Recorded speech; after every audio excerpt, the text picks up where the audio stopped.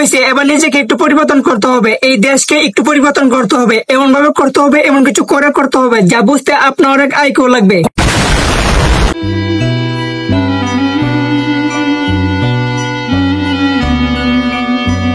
WhatsApp, তোমাদের কি অবস্থা? মাই নেম ইজ বাদশাহ, ওয়েলকাম ব্যাক টু বাদশাহ সাহেবের এলাকা।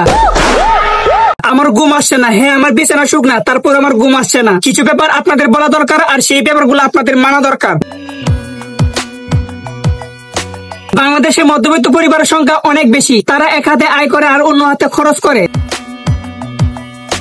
আবার অনেক বাঙালি আছে লোক লজ্জার ভয়ে দান করতে পারছে না, আর এইটাই স্বাভাবিক, কেননা বাঙালি তালি পেতে পছন্দ করে, বাঙালি সিম্পাতি পেতে পছন্দ করে।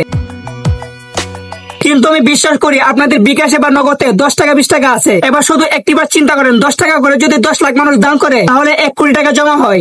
আর বাংলাদেশে প্রায় 20 কোটি মানুষ বসবাস করে, আর সেই 20 কোটি মানুষ যদি 10 টাকা করে দান করে তাহলে 100 কোটি টাকা জমবে, আর সেই টাকা দিয়ে হাজার হাজার পরিবার বাঁচতে পারবে।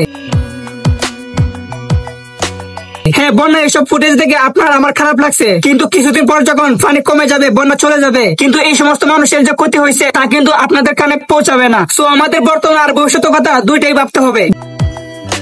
বাজান, কে কতটুকু করছে বা কে করবে বা কে না করবে সেটা থেকে না থেকে আপনি কতটুকু করছেন সেটা থেকে ফোকাস দেন, আপনার সামর্থ্য অনুযায়ী দান করেন। আর আমি মনে প্রাণে বিশ্বাস করি বাঙালি কখনো অন্যের বিপদ দেখে বসে থাকতে পারে না। আমি কতটুকু করছি বা তুমি কতটুকু করছো সেগুলো কমেন্টে বলার কোনো মানে হয় না।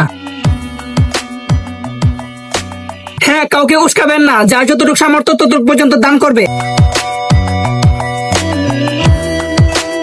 আবার অনেকে আছে তাদের বাসা দাঁড়াতে মন চাচ্ছে কিন্তু পারছে না, তবে তাদের অর্থ সম্পদ আছে, কিন্তু কোথায় দান করবে তা বিশ্বস্ত কোনো উপায় পাচ্ছে না। তাদেরকে আমি নিঃসন্দেহে বলতে চাই, আর সুন্নাহ ফাউন্ডেশনও দান করুন। ধন্যবাদ।